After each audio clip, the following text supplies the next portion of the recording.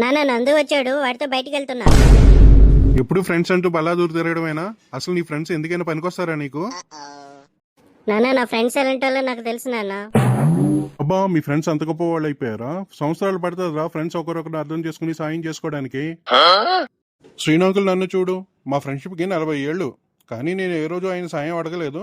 ఒకవేళ అడిగినా ఆయన కాదనకన్నా చేస్తాడు. అదిరా మా ఫ్రెండ్షిప్ అంటే.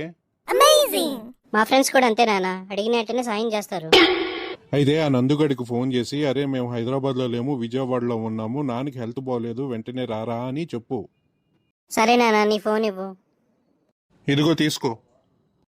ఇప్పుడు మేము హైదరాబాద్లో లేము, విజయవాడలో ఉన్నాము, నాన్నకి హెల్త్ బాగోలేదు, సాయం కావాలి. ఆహా, అలాగే అలాగే, ఒక్క నిమిషం. విజయవాడకి రావడం కష్టమంట. ఒక పని చెయ్యి, 10,000 రూపాయలు నీకు ఫోన్ పే చేయమను. హాస్పిటల్లో చూపించాలి, కనీసం 10,000 ఖర్చు అవుతుంది. నా ఫోన్ పే నెంబర్ ఇస్తాను. డబ్బులు లేవంట నాన్న, నువ్వే మాట్లాడు. అరే బాడుకో, ఫ్రెండ్స్కి సాయం కూడా. అరే చింటూ, ఎంతసేపు వెయిట్ చేయాలరా కింద? అరే నాన్నకి హెల్త్ బాగోలేదురా, ఒక 10,000 కొట్టు. ఓకేరా, ఇప్పుడే ఫోన్ పే చేస్తానుండు. నందు ఇక్కడ ఉంటే మరి ఫోన్లో ఎవర్రా? మీ 40 ఏళ్ల దోస్తు శ్రీను అంకుల్ నాన్న. షాక్ అయ్యావా?